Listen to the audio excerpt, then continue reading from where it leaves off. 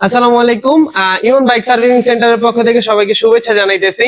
আমাদের যে হচ্ছে লাস্ট ক্যাম্পেইনটা ছিল, মানে হচ্ছে জানুয়ারি মাসের 1 তারিখ থেকে 31 তারিখ পর্যন্ত, যেখানে হচ্ছে 3জন বিজয়ী ছিল, ফার্স্ট সেকেন্ড থার্ড।